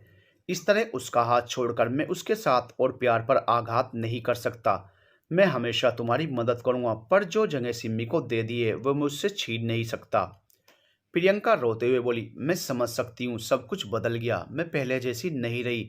ना मेरा चेहरा और ना ही मैं। हम जैसी लड़कियों को कोई दया तो दिखा सकता है पर अपना नहीं सकता। तुम दोनों मेरे इंसाफ की लड़ाई में साथ दे रहे हो, मेरे लिए यही बहुत बड़ी बात है। क्योंकि मेरा परिवार, मेरे अपने ही मुझे छोड़ चुके हैं। तुम्हारा ये उपकार मैं कभी नहीं भूलूंगी। अर्जुन ने कहा, ये क्या बोल रही हो? मैं अगर तुम्हें नहीं अपना रहा इसका मतलब तुम्हारी अब की दशा नहीं है। तुम जैसे पहले थी मेरे लिए अब भी वैसे ही हो। अभी के हालात इस तरह नहीं कि मैं तुम्हें समझा सकूं। प्रियंका बोली, अर्जुन तुम बस एक बार बोल दो, मुझसे प्यार नहीं करते, मुझसे शादी नहीं करना चाहते। अर्जुन उलझ गया था। अर्जुन का जवाब सुनने के लिए प्रियंका के साथ सिमी भी इंतजार कर रही थी। सिम्मी ये सब बातें कमरे के बाहर से सुन रही थी। तभी सिम्मी को फोन आया। सिम्मी को जो खबर मिली फोन पर, उसे वो सुनकर चौंक गई। अर्जुन को आवाज लगाते हुए सिम्मी ने बताया, वो वकील सतीश चंद्रा जो हमारा केस लड़ रहे थे, उनकी सड़क दुर्घटना में मृत्यु हो गई है। प्रियंका ने कहा, पहले भी जो वकील थे उन्हें इंदर ने मरवा दिया था। इंदर से हम कैसे जीतेंगे? उसके डर से कोई वकील भी उसका केस नहीं लेगा। सभी लोग इस बात पर परेशान हो गए। तभी सिम्मी ने अर्जुन को बोला, वकील तो है हमारे पास। अर्जुन सिम्मी की तरफ देखने लगा। तब सिम्मी प्रियंका की तरफ इशारा करते हुए बोली, मुझे नहीं लगता प्रियंका से अच्छा वकील हमें मिल सकेगा। अर्जुन को भी सिम्मी का सुझाव ठीक लगा, पर प्रियंका की जिंदगी में हुए हादसे के कारण प्रियंका का आत्मविश्वास कहीं खो चुका था। प्रियंका ने कहा, मुझे अपने जले हुए चेहरे के साथ किसी के सामने भी जाने में डर लगता है। मैं ये सब कैसे करूंगी? सिम्मी और अर्जुन ने प्रियंका को बहुत समझाया पर वो नहीं मानी। थोड़ी देर बाद सिम्मी कुछ सोचते हुए बोली, अर्जुन तुम यहाँ आए हो तो चलो किसी रेस्टोरेंट में चलते हैं। सिम्मी की इस बात पर प्रियंका के साथ अर्जुन को भी बहुत आश्चर्य हुआ। इतने गंभीर समस्या के समय सिम्मी को रेस्टोरेंट जाना है। सिम्मी ने बिना समय लगाए जल्दी से सबको चलने को कहा। सिम्मी ने बोला, आज स्पेशल वाले रेस्टोरेंट में जाएंगे। सिम्मी के कहने पर तीनों एक रेस्टोरेंट में पहुंचे। प्रियंका ने मुंह नीचे कर दुपट्टे से मुंह ढककर बैठी थी। तभी एक लड़की वहां ऑर्डर लेने आई। सिम्मी ने प्रियंका से कहा, ऑर्डर देने के लिए। प्रियंका का मन तो नहीं था, पर सिम्मी के कहने से प्रियंका ने ऑर्डर देकर जैसे ही मेन्यू वापस दिया तो प्रियंका की नज़र उस लड़की पर पड़ी। उस लड़की का आधा चेहरा जला हुआ था, एक आंख भी खराब हो गई थी। वो मुस्कुराकर वहां से चली गई। प्रियंका ने चारों ओर नजर घुमाई। वहां काम करने वाली सभी लड़कियां थी, सबके चेहरे जले हुए थे। किसी के हाथ तो किसी का पूरा चेहरा, किसी के कान नहीं थे तो किसी के नाक नहीं। सभी लोग उनसे सामान्य रूप से मिल रहे थे, बात कर रहे थे। उन लड़कियों ने मुंह भी ढका नहीं था। वो खुश थी, मुस्कुरा रही थी, मजाक कर रही थी, साथ में सेल्फी ले रही थी। अर्जुन सिम्मी का रेस्टोरेंट लाने का उद्देश्य समझ चुका था। प्रियंका की आंखों में आंसू आ गए। सिम्मी ने कहा, इंसान कभी नहीं हारता जब तक उसका मन न कहे। जो कुछ हुआ उसमें तुम्हारी क्या गलती? तुम क्यों छुपाओ अपना चेहरा? चेहरा तो बुरा काम करने वालों को छुपाना चाहिए। प्रियंका ने अपने चेहरे से दुपट्टा हटाया और हिम्मत से बोला, मैं ये केस जरूर लड़ूंगी। अर्जुन ने बोला, हम तीनों मिलकर जीतेंगे। प्रियंका ने सतीश चंद्र के यहाँ उनके सेक्रेटरी से सभी दस्तावेज लिए और पूरी तैयारी के साथ कोर्ट से केस लड़ने की इजाज़त मांगी। प्रियंका का खोया हुआ आत्मविश्वास धीरे धीरे वापिस आ रहा था। इंदर के आदमी ने उसे बहुत डराया, बहुत धमकाया, पर प्रियंका नहीं डरी। केस चलता रहा, अगली तारीख फिर अगली तारीख। करीब 1 साल 2 महीने बाद अदालत ने इंदर को आजीवन कारावास की सजा सुनाई। ये प्रियंका के लिए बहुत बड़ी कामयाबी थी। इंदर हंसते हुए बोला, मैं ज्यादा समय नहीं रहने वाला जेल में। जैसे ही मौका मिला सबसे पहले तुम तीनों को सबक सिखाऊंगा। सिम्मी उसे जेल ले जाने के लिए उसके साथ ही जीप में बैठी थी। इंदर धमकी पर धमकी दे रहा था, सिम्मी बस मुस्कुरा रही थी। इंदर बोल रहा था, हंस ले जितना हंसना है, तेरी ये हंसी और शक्ल प्रियंका से भी बुरी कर दूंगा। जीप जैसे ही पुल पर आई, सिम्मी ने इंदर की तरफ देखकर बोला, तेरा बायोडाटा पढ़ा सुना है, तुझे तैरना नहीं आता? सिम्मी की मुस्कान और उसके ऐसे सवाल से इंदर के मन में कुछ अनहोनी की आशंका हुई। सिम्मी ने जीप चला रही कांस्टेबल स्वाति से इशारा किया। इंदर उठकर सिम्मी पर अपने बंदे हाथ से हमला करने लगा। इतने में स्वाति ने जीप इस तरह घुमाई कि वो पुल के नीचे बह रही नदी में जा गिरी। स्वाति और बाकी के कांस्टेबल वहां से तैरकर निकल गए। थोड़ी देर बाद सिम्मी भी पानी से बाहर आ गई। सिम्मी और उसके साथियों ने बताया, इंदर के जीप में हमला करने से जीप बेकाबू हो गई और नदी में जा गिरी। थोड़ी देर बाद इंदर की लाश पानी से निकाली। इस बात का पता जब अर्जुन को चला तो वो समझ गया ये सब सिम्मी की योजना थी। जहां एक और इस काम के लिए सिम्मी पर कई सवाल उठे, पर सिम्मी के साथ के कांस्टेबल और पुलिस के सहयोग से सब सवालों के संतोषजनक उत्तर दे दिए।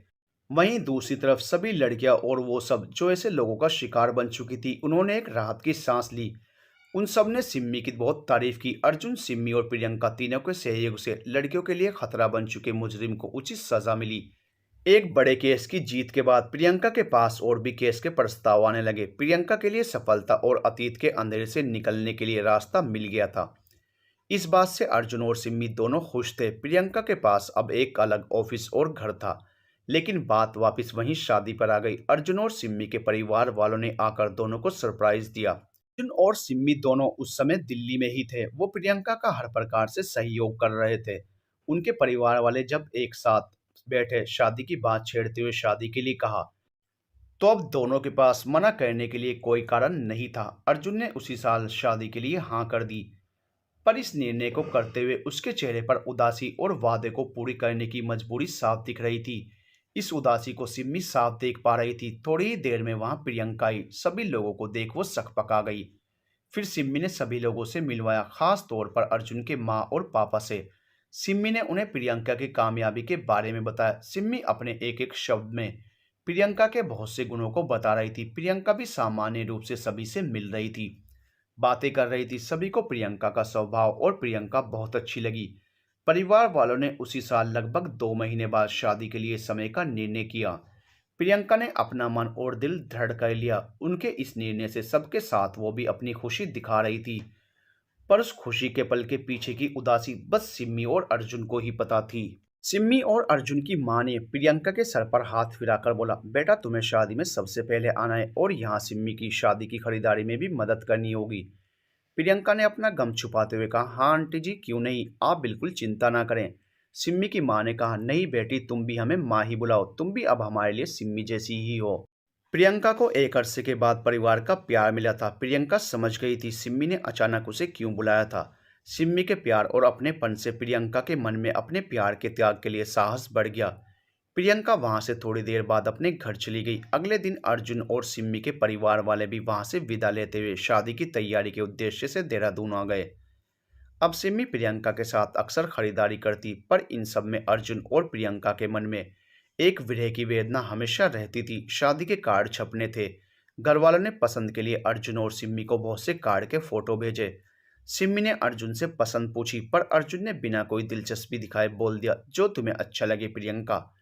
प्रियंका का नाम सुन सिम्मी ने अर्जुन से बोला, मैं सिम्मी हूँ अर्जुन। अर्जुन थोड़ा सकपका गया और सॉरी बोलते हुए बोला, हाँ वो मुंह से निकल गया। सिम्मी ने कहा, मुंह पर उन्हीं का नाम आता है जो दिल में हो। अर्जुन अपनी नजरें चुराकर मोबाइल चलाते हुए बोला, क्या बोल रही हो? सिम्मी मुस्कुराते हुए बोली, क्यों खुद से झूठ बोल रहे हो अर्जुन? जो तुम कर रहे हो उससे हम तीनों खुश नहीं रहेंगे। तुम्हें पाकर भी मैं नहीं पा सकती, क्योंकि तुम प्रियंका के दिल में और प्रियंका तुम्हारे दिल में है। अर्जुन आश्चर्य से सिम्मी को देखते हुए बोला, पर अब ऐसा कुछ नहीं है सिम्मी, प्रियंका भी इस बात को समझ चुकी है। तुमसे वादा कर तुम्हें बीच राह में नहीं छोड़ सकता। सिम्मी अर्जुन का हाथ पकड़कर बोली, कौन सा वादा? जिस वादे को तुम्हारे दिल ने कभी माना ही नहीं। तुम्हें बचपन से जानती हूँ, कुछ ना भी बोलो तो भी समझ जाती हूँ। अर्जुन अब अपनी उदासी को आंखों से बहने से नहीं रोक सका। तुम और प्रियंका जरूर मिलोगे, सिम्मी ने बोला, घर वालों को मैं समझा लूंगी। घर वालों को समझाना आसान नहीं था। अर्जुन और सिम्मी दोनों छुट्टी लेकर घर गए और सबके सामने सारी बात कही। अर्जुन के घर वालों को समझाना मुश्किल था। प्रियंका का बलात्कार हुआ था, उस पर तेजाब से हमला हो चुका था। अर्जुन की तरह उसके परिवार का दिल बड़ा नहीं था। समाज के तानों के बारे में सोचकर वो लोग बिल्कुल भी सहमत नहीं हुए। प्रियंका उन्हें पसंद थी, पर एक बहू के रूप में नहीं। सिम्मी ने उसके घर वालों को बहुत समझाया। अर्जुन के निर्णय की प्रशंसा करने के बजाय उसकी पसंद को ही गलत बोल रहे थे। सिम्मी ने अर्जुन की मां से बोला, आप भी एक औरत हैं, एक औरत के नजरिए से सोचिए, क्या प्रियंका को हक नहीं सामान्य जीवन जीने का, शादी करने का, खुश रहने का? सिम्मी की इसी प्रकार की कही बातों ने उन सब की सोच और निर्णय को बदलने पर मजबूर कर दिया। प्रियंका को सिम्मी ने फोन कर अपने घर देहरादून बुलाया और शादी के बारे में बताते हुए बोली, इस जन्म में अर्जुन तुम्हारा, पर अगले जन्म में मैं अर्जुन को तुम्हें नहीं दूंगी। प्रियंका और अर्जुन आंखों में आंसू लिए मुस्कुराने लगे। दोनों की शादी रस्मों रिवाज से हुई और इस शादी ने एक अलग मिसाल कायम की। प्रियंका का कन्यादान सिम्मी की मां और पिताजी ने किया। उन्होंने प्रियंका को अपनी बेटी माना ही नहीं, बल्कि बेटी के लिए अपने कर्तव्य भी पूरे किए। प्यार सच्चा हो तो चेहरे की सुंदरता मायने नहीं रखती, बस दिल रखता है। प्रियंका अपने वकालत में इतनी कुशल थी कि जल्दी ही सफलता और प्रसिद्धि मिलने लगी। प्रियंका बलात्कारियों के खिलाफ और एसिड अटैक के खिलाफ लड़कियों के लिए बिना किसी शुल्क के केस लड़ती है। अनिरुद्ध जी से सिमरन सिम्मी की कहानी सुना रही थी, ने पूछा, सिम्मी का क्या हुआ? सिमरन ने बोला, सिम्मी को दो ही लोगों से प्यार था, एक अर्जुन और दूसरा अपना देश से। उसने पूरा जीवन देश को समर्पित करने को सोचा और कभी शादी ना करने का फैसला लिया। प्यार तो एक तरफा मोहब्बत को कहते हैं, जो दोनों तरफ से हो उसे किस्मत कहते हैं। अर्जुन को पाकर भी अगर अर्जुन के दिल में प्रियंका हो, वो उदास रहे, तो क्या ऐसे प्यार को हासिल करने से कोई फायदा होगा जिसमें अपने प्यार की खुशी ही ना हो? प्यार को पाने से ज्यादा उसकी खुशी महत्व रखती है।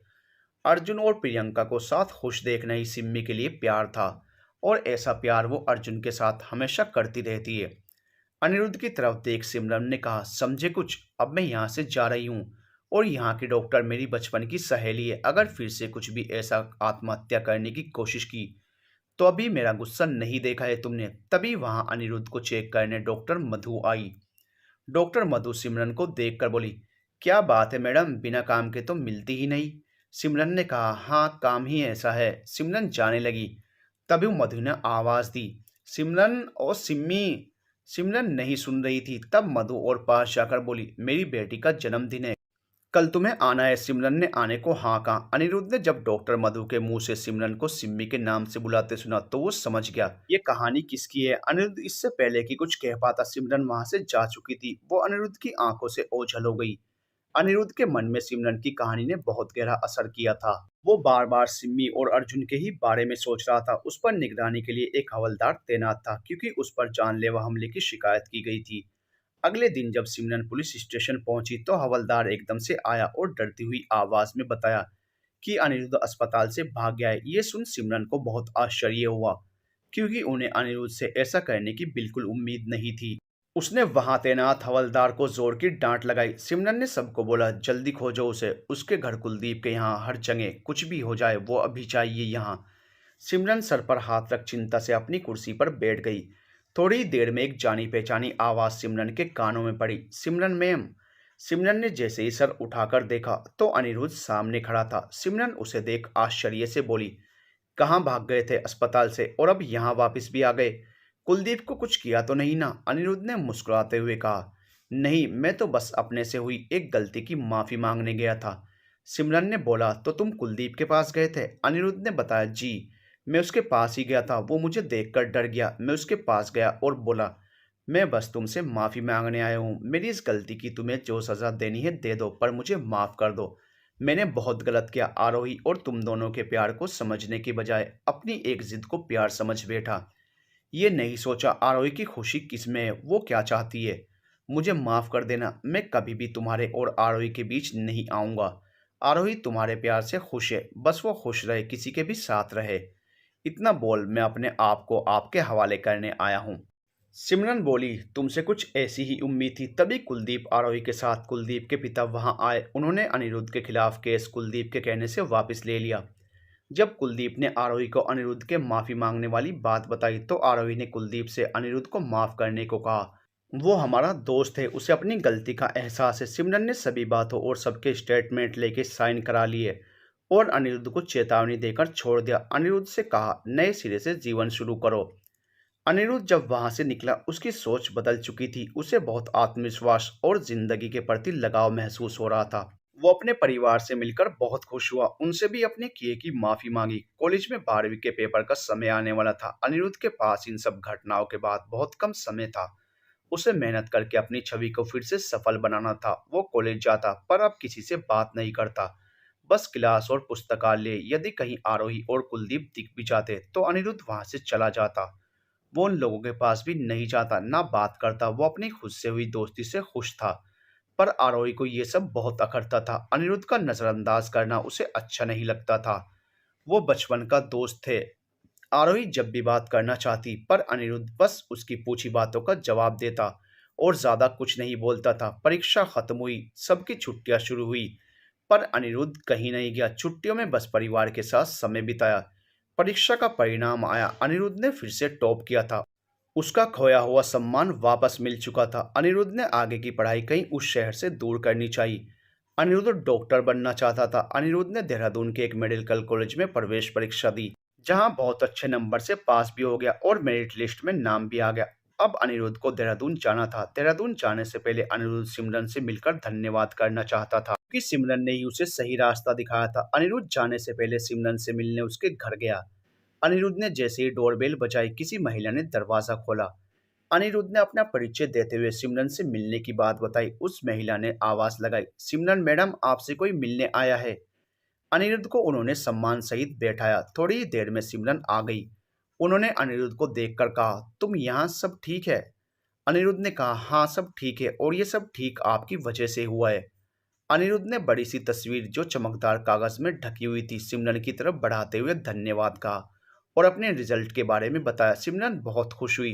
तब अनिरुद्ध ने कहा, आपके कारण ही ये सब हो पाया। मैं सिमरन और सिम्मी दोनों का धन्यवाद करने आया हूँ। तभी लगभग 3 साल की एक प्यारी सी लड़की मम्मी बोलती हुई आई और अनिरुद्ध को देख सिमरन से लिपट गई। अनिरुद्ध को बहुत आश्चर्य हुआ। अनिरुद्ध ने कहा, तो क्या सिम्मी ने फिर शादी कर ली? सिमरन ने कहा, नहीं, पर उसने एक लड़की को गोद में लिया। अगर आप सक्षम हैं तो अनाथ आश्रम के किसी एक बच्चे को गोद जरूर लें और उन्हें शिक्षित करें। अनिरुद्ध सिमरन से बहुत प्रभावित हुआ। अनिरुद्ध उनका धन्यवाद कर एक अच्छे भविष्य का सपना लिए वहां से चला गया और कभी पीछे मुड़कर ना देखने का संकल्प लिए वो शहर छोड़कर चला गया। देहरादून पहुंचकर उसने बहुत मेहनत की। अपनी मेहनत और लगन से वो एक बहुत बड़ा डॉक्टर बन गया। आरोही और कुलदीप के विषय में उसने कभी जानने की कोशिश नहीं की। अनिरुद्ध के परिवार वालों ने बताया, उन दोनों ने शादी कर अपना जीवन साथ बिता रहे हैं। अनिरुद्ध ने अपने भाई और परिवार को एक सम्मानजनक और सुखमय समय का एहसास कराया। अनिरुद्ध यदि अपनी जिद पर कायम रहता, कुलदीप पर हमला करना और उसे आरोही के लिए प्यार समझना, तो शायद आज वो इतना सफल नहीं होता। कहीं किसी जेल में बदनामी की जिंदगी काट रहा होता। समय के साथ अनिरुद्ध की मां अनिरुद्ध की शादी के लिए अलग अलग रिश्ते अनिरुद्ध को दिखाती रहती। पर अनिरुद्ध उन सभी को बिना लड़की देखे ही मना कर देता। अनिरुद्ध जितना गंभीर था उसका भाई उतना ही शरारती था। वो अनिरुद्ध से बोलता, भैया कम से कम मेरे बारे में तो सोचो, जब तक आप शादी नहीं करोगे मेरा नंबर तो आएगा ही नहीं। अनिरुद्ध ने अपने छोटे भाई गौरव के कान पकड़ते हुए कहा, जनाब पहले अपने पैरों पर खड़े हो जाओ, तभी होगी आपकी शादी।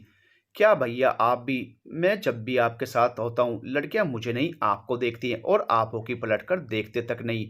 ना जाने क्यों लड़कियों का दिल तोड़ देते हो। माँ के बार बार कहने पर वो एक पार्टी के दौरान रिश्ते के लिए एक लड़की सोनम से मिलने को तैयार हो गया। पार्टी एक बड़े होटल में थी। अक्सर अनिरुद्ध को पार्टी बहुत उबाऊ लगा करती थी। वो पार्टी में पहुंचकर सबसे मिलने लगा, पर अभी वो लोग नहीं आए थे जिनसे अनिरुद्ध की मां अनिरुद्ध को मिलवाना चाहती थी। अनिरुद्ध हाथ में कोल्ड ड्रिंक का गिलास लिए पार्टी में एक तरफ चला गया। वहां लगभग पूरी एक दीवार ही कांच की बनी थी, जहां से बाहर का सुंदर गार्डन साफ दिखाई दे रहा था। अनिरुद्ध ने देखा वहां एक छोटी सी बच्ची फूलों से तितली पकड़ने की कोशिश कर रही थी, पर जैसे ही वो तितली को हाथ लगाती वो वहां से उड़ जाती। अनिरुद्ध को पार्टी से ज्यादा वो दृश्य में दिलचस्पी थी। तितली ना पकड़ पाने से वो बच्ची रोने लगी। तभी एक सादे से रंग में एक लड़की आकर उसे अपनी गोद में उठाकर चुप कराने लगी। उस लड़की को देख अनिरुद्ध चौंक सा गया, क्योंकि वो और कोई नहीं आरोही ही थी।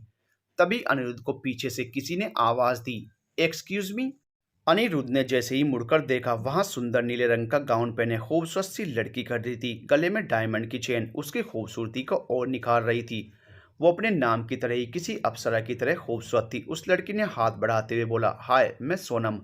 अनिरुद्ध ने हाय बोला, जैसे ही पीछे मुड़कर उस बच्ची और उस लड़की को देखना चाहा, पर तब तक वो दोनों ओझल हो गए। अनिरुद्ध सोनम से बात करने लगा, पर उसके मन में यही चल रहा था, क्या वो लड़की आ रही थी। सब बातें करने के बाद घर के लिए चल दिए। कार में बैठ गौरव के आने का इंतजार करने लगे। गौरव थोड़ी देर में आया तो अनिरुद्ध ने पूछा, कहाँ था? हम सब कब से इंतजार कर रहे थे। वो माँ और पिताजी को देख बोला, वो एक दोस्त मिल गया था, उसी से बात कर रहा था। फिर धीरे से अनिरुद्ध के कान के पास आकर बोला, भैया आज मुझे मेरा प्यार मिल गया। अनिरुद्ध गौरव की तरफ घूरते हुए बोला, तुझे तो रोज तेरा प्यार मिल जाता है।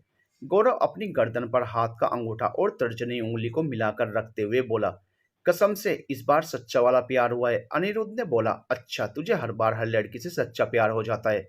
गौरव उदास होते हुए बोला, क्या भैया मेरा प्यार आपको मजाक लगता है? अनिरुद्ध मुस्कुराते हुए बोला, नहीं मेरे मजनू, तेरा प्यार तो सोने के अक्षरों में लिखा जाएगा। अनिरुद्ध के माता पिताजी ने सोनम के विषय में पूछा। अनिरुद्ध ने बोला, ठीक है। माँ ने फिर पूछा, तो बात आगे बढ़ाई जाए। तभी गौरव बोला, हाँ माँ, भैया से क्या पूछती हो। अनिरुद्ध कुछ नहीं बोला। अगले दिन अनिरुद्ध अस्पताल पहुंचा तो अपने कंपाउंडर से मरीजों को अंदर भेजने को बोला। करीब 20 मरीजों के बाद एक लड़की एक बड़ी उम्र की महिला और बच्ची के साथ अंदर आई। अनिरुद्ध उन्हें देखते ही पहचान गया, वो आरोही थी। अनिरुद्ध आरोही को देखकर बोला, आरोही तुम? आरोही उस महिला को सहारा देकर अंदर ला रही थी। अनिरुद्ध के मुंह से अपना नाम सुन उसका ध्यान उस ओर गया। उसने अनिरुद्ध को कुछ देर ध्यान से देखा और बोली, अनिरुद्ध। अनिरुद्ध मुस्कुराकर बोला, हाँ पहचान लिया। आरोही बोली, हाँ अच्छा लगा तुम्हें ऐसे एक बड़े डॉक्टर के रूप में देखकर। अनिरुद्ध ने उन्हें बैठने को कहा और रिपोर्ट देखी। वो रिपोर्ट आरोही की सास की थी, जो उसके साथ ही आई थी। अनिरुद्ध ने कुछ टेस्ट लिखते हुए कंपाउंडर से वो टेस्ट के लिए ब्लड लेने को कहा। वो आरोही की सास को वहां से टेस्ट के लिए ले गए। अनिरुद्ध ने आरोही से पूछा, और तुम्हारे पति? आरोही उदास होकर बोली, 2 साल पहले कुलदीप अपने पापा के साथ कार से मेरठ से दिल्ली आ रहे थे। रास्ते में बहुत बड़ी सड़क दुर्घटना हो गई, जिसमें कुलदीप और पापा जी दोनों नहीं रहे। मम्मी जी को तभी हार्ट अटैक आ गया। बहुत मुश्किल से सब संभाला, पर मम्मी जी के दिल की बीमारी बढ़ती ही चली गई। वहां के डॉक्टर ने यहाँ दिखाने को कहा, इसलिए यहाँ आई हूँ। अनिरुद्ध ने पूछा, कहाँ रुकी हुई हो? तो आरोही ने एक होटल का नाम बताते हुए कहा, यहीं रुकी हूँ। ये होटल वही वाला था जहाँ अनिरुद्ध पार्टी में गया था। अनिरुद्ध ने बताया, इनकी बीमारी गंभीर हो गई है, उन्हें यहाँ भर्ती करा देना। अनिरुद्ध ने जैसे कहा आरोही ने वैसा ही किया। जब अनिरुद्ध एक रोज अस्पताल में घूमते हुए मरीजों को देख रहा था, तब वो आरोही की सास से मिला। उन्होंने बातों में बोला, मुझे आरोही की बहुत चिंता रहती है। मेरी बीमारी में बहुत रुपये लग गए, मेरे बाद उसका कौन सहारा होगा? वो बिल्कुल अकेली हो जाएगी। कितनी बार दूसरी शादी को बोला तो बोलती है, मैं अपनी बेटी के साथ ही खुश हूँ। कोई भी मेरी बेटी को उसके वास्तविक पिता समान प्यार नहीं दे सकेगा। तभी आरोही वहां अपनी बेटी के साथ आई। सास से चल रही बात वहीं रोक अनिरुद्ध ने आरोही की बेटी के साथ बात करने लगा। उसने उससे नाम पूछा। उसने अपना नाम माही बताया। अनिरुद्ध जब घर गया, उसके दिमाग में आरोही की सास की बातें ही घूम रही थी। अनिरुद्ध को पता था उनके पास ज्यादा समय नहीं है। अपनी बीमारी के साथ वो ज़्यादा दिन तक जीवित नहीं रह सकेंगी। अनिरुद्ध को ना चाहते हुए भी आरोही की चिंता होने लगी। अगले दिन अनिरुद्ध आरोही से मिला और कुछ ज़रूरी बात करनी है बोलकर अपने केबिन में आने को कहा। अनिरुद्ध ने आरोही के सामने अपने दिल की बात बताते हुए उसे अपनी पत्नी बनाने का प्रस्ताव दिया। आरोही ये सुनकर चौंक गई। वो बोली, मुझे दया नहीं चाहिए, मैं अपनी बेटी और कुलदीप की यादों के साथ खुश हूँ। अनिरुद्ध ने कहा, ये दया नहीं, मेरा प्यार है। मैं पूरा निर्णय तुम पर छोड़ता हूँ, ऐसा तुम्हें ठीक लगे, पर मैं वादा करता हूँ माही का अच्छा पिता बनूंगा, उसे पिता की सारी खुशियाँ दूंगा। मैंने तुम्हारे सास से भी इस विषय में बात की, जो भी फैसला हो बता देना। आरोही की सास ने आरोही से ये शादी करने को और घर बसाकर खुश रहने को कहा। बहुत सोचने के बाद आरोही शादी के लिए मान गई। अनिरुद्ध के माँ ने अनिरुद्ध को समझाते हुए कहा, वो एक विधवा है और एक बच्ची की माँ भी। अनिरुद्ध ने बोला, तो क्या हुआ माँ, जीवन खत्म तो नहीं हो जाता, उसे भी हक है खुश रहने का। अनिरुद्ध ने अपनी बातों से सबको बहुत मुश्किल से मना लिया। सोनम से मिल सभी हालात समझाकर उसे माफी मांगते हुए दोस्ती का हाथ बढ़ाया। सोनम के मन में अनिरुद्ध के लिए बहुत सम्मान उत्पन्न हो गया। सबके सहमत होने के बाद अनिरुद्ध ने आरू से शादी कर उसे और उसकी बेटी को अपना लिया और दोनों हमेशा हमेशा के लिए एक हो गए।